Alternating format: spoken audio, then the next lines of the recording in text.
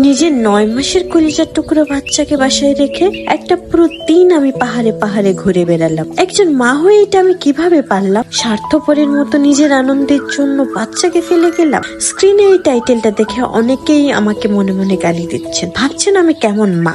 আজ আপনাদের কাছে বিচারটা দিয়ে গেলাম। ভিডিও শেষে আপনারাই আমাকে জানাবেন আমি সত্যি কি বড় কোনো ভুল করে ফেলেছি। তো আসসালামু আলাইকুম সবাইকে। এখন বাজে সকাল 7টা। বাইক যখন মাধবদী ছেড়ে হাইওয়ে ধরে সিলেটের দিকে ছুটে চলেছিল, বাতাসের ঝাপটা এসে যখন আমার মুখে লাগছিল, মনে হচ্ছিল 9 মাস পরে আমি আবার একটুখানি বাঁচতে পেরেছি। গল্পটা শুরু করি আমি একটু পেছন থেকে। আমার প্রেগনেন্সি জার্নিটা আর 10টা সাধারণ মায়ের মতো সহজ ছিল না। প্রতিটা দিন কেটেছে প্রচন্ড শারীরিক কষ্ট, মানসিক চাপ আর চরম অনিশ্চয়তায়। এরপর যখন সিজার হলো, কুল আলো করে আমার সন্তান এলো, ভাবলাম কষ্টের বোধহয় শেষ, কিন্তু না। বাচ্চাটা হওয়ার পর বিগত 9টা মাস ধরে আমি এক ভয়ঙ্কর অন্ধকারের মধ্যে দিয়ে গেছি। চিকিৎসা বিজ্ঞানের ভাষায় যাকে বলে পোস্টপার্টাম ডিপ্রেশন। সারাদিন বাচ্চার যত্ন নেওয়া, রাত জেগে থাকা আর নিজের শরীরের হরমোনাল চেঞ্জ তো আছে। সবকিছু মিলিয়ে আমি মানসিকভাবে একদম ভেঙে পড়েছিলাম। 4 দেয়ালের মাঝে বন্দি থেকে মনে হতো দম আটকে আসছে। বাচ্চার জন্য নিজের দিকে তাকানোর বা একটু খোলা বাতাসে শ্বাস নেওয়ার জন্য সুযোগটুকু পাচ্ছিলাম না। একটা মানুষ যখন ডিপ্রেশনের অতলে তলিয়ে যায়, তখন তার হাতটা টেনে ধরার জন্য অন্তত একজন মানুষ প্রয়োজন হয়। আর আমার জীবনে সেই মানুষটা আমার লাইফ পার্টনার, আমার হাজবেন্ড। বোকা স্বভাবের একদমই সহজ সরল একটা মানুষ সে।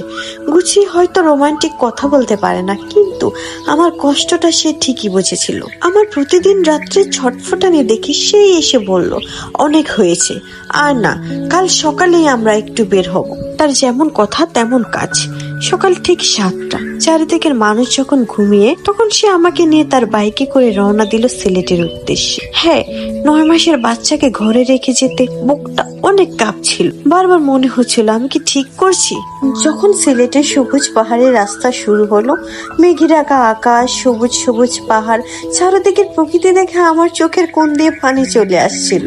এটা কিন্তু কষ্টের পানি ছিল না, এটা ছিল মুক্তির আনন্দ। আমার হাজবেন্ড বাইক চালাতে চালাতে বারবার আয়নায় আমার দিকে তাকাচ্ছিল আর নিশ্চিন্তের হাসি হাসছিল। সে আমাকে কোনো দামি গয়না দেয়নি, কোনো নামি রেস্তোরাঁয় নিয়ে কোটি টাকার খাবারও খাওয়ায়নি, কিন্তু প্রকৃতির মাঝে এনে বুক ভরে শ্বাস নেওয়ার যে সুযোগটা করে দিয়েছে, একজন ডিপ্রেশনের রোগীর কাছে তার চেয়ে বড় ওষুধ আর কিছু হতে পারে না। সেই কয়েকটা ঘন্টার জন্য আমি আমার সমস্ত ক্লান্তি, সমস্ত ডিপ্রেশন ভুলে আবার সেই পুরনো প্রাণবন্ত আমিকে খুঁজে পেয়েছিলাম। আমি জানি এখন অনেকের মনেই প্রশ্ন আসছে, তাহলে আমার বাচ্চাটা কি হয়েছিল? সে কি সারাদিন কেঁদেছে? মাশাআল্লাহ, আমার সন্তান তার নানি আর খালার কাছে রাজপুত্রের মতো যত্নে ছিল। একটা বাচ্চার কাছে তার মায়ের পরে তার একমাত্র নিরাপদ স্থান হচ্ছে নানির কোল। তার নানি তাকে সারাদিন অনেক যত্নে আগলে রেখেছিল। আমার পরিবার আমার ভেতরের এই মানসিক ঝড়টা বুঝতে পেরেছিল।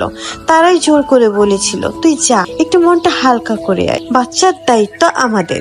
সত্যি বলতে এই স্বার্থপর দুনিয়ায় এমন একজন সাপোর্টিভ লাইফ পার্টনার আর এমন একটা পরিবার পাওয়া ভাগ্যের ব্যাপার। আমি সত্যি ধন্য, আলহামদুলিল্লাহ। সারাদিন পাহাড়ের মেঘ বাতাস গায়ে মেখে আমার মনটা একদম হালকা হয়ে গেছিল। সিলেটের পাহাড়ি রাস্তা, আঁকা বাঁকা মেঠো পথ, সবকিছু এনজয় করার সময় আমার হাজবেন্ড বলল, সিলেটে এসেছো যখন এখানকার বিখ্যাত সাতকরা চা খাও। আমরা সাতকরা চা খেতে চলে গেছিলাম বিজিবি ক্যান্টিনে। সেখানে গিয়ে অর্ডার করে নিলাম আমরা সিলেটের বিখ্যাত সাতকরা চা। অনেক উৎসাহ নিয়ে চাটা অর্ডার করেছিলাম, কিন্তু চাটা মুখে দেওয়ার পরে আমার মনে হলো বিখ্যাত হলেই যে সব জিনিস ভালো হবে তার কোনো গ্যারান্টি নেই। চাটা সত্যি আমার কাছে একটুও ভালো লাগেনি, বরং বেশ বাজে লেগেছে। আমার হাজবেন্ডের মুখের এক্সপ্রেশনটা দেখুন জাস্ট। আমার সহজ সরল হাজবেন্ডের মুখের এক্সপ্রেশন দেখে আমার অনেক হাসি পাচ্ছিল। চাটার টেস্ট হয়তো ভালো পাইনি, কিন্তু কয়েকটা মুহূর্তের জন্য আমাকে অনেক আনন্দ দিয়েছিল। তো চা খাওয়ার পর আমরা এই বিজিবি ক্যান্টিনের পুরো চারপাশটা ঘুরে দেখলাম। এটার ভিতরে ঢুকতে কিন্তু কোনো এন্ট্রি ফি লাগে না। অনেক সুন্দর একটা পরিবেশ আছে, সবাই মিলে বসে গল্প করা যায়। আর এটার ভিতরে অনেক সুন্দর একটা শপ ছিল। শপের ভিতরে অনেক কিউট কিউট জিনিসপত্র ছিল। ওইখানকার বিখ্যাত অনেক জিনিসপত্র ছিল যেগুলো দেখলেই কিনতে মন চায়। আপনারা বিজিবি ক্যান্টিনে আসলে এই শপটা অবশ্যই ভিজিট করবেন। এখানে অনেক সুন্দর সুন্দর তাঁতের 3 পিসও ছিল, অনেক রং বেরঙের কোয়ালিটিফুল নকশি কাঁথাও ছিল। কাঁথাগুলো আমার কাছে অনেক সুন্দর লেগেছে। যেহেতু আমরা কোনো প্রিপারেশন নিয়ে যাইনি, সেই জন্য আমরা ওইখান থেকে কিছুই কিনতে পারিনি। বিজিবি ক্যান্টিন থেকে বের হওয়ার পর হাতের ডান দিকে একটা বড় চা বাগান দেখতে পাই। আমরা সেখানে গিয়ে কিছু ফটোশুট করি, একসাথে কোয়ালিটি টাইম স্পেন্ড করি এবং মনটা ফ্রেশ করে তারপর বাসার দিকে রওনা দিই। আচ্ছা, আমার গল্পটা তো পুরোটা আপনারা শুনলেন। এবার আপনাদের কাছে আমার একটা প্রশ্ন। একটা মা যদি নিজেকে ডিপ্রেশনের অন্ধকার থেকে বাঁচাতে নিজের সন্তানকে সুস্থ মানসিকভাবে বড় করার তাগিদে একটা দিন একটু খোলা বাতাসে ঘুরে আসে, তাহলে কি সেটা তার অনেক বড় অপরাধ? কমেন্ট বক্সে আপনাদের মূল্যবান মতামত আশা করছি। সবাই ভালো থাকবেন, নিজের পরিবারের যত্ন নেবেন। আল্লাহ হাফিজ।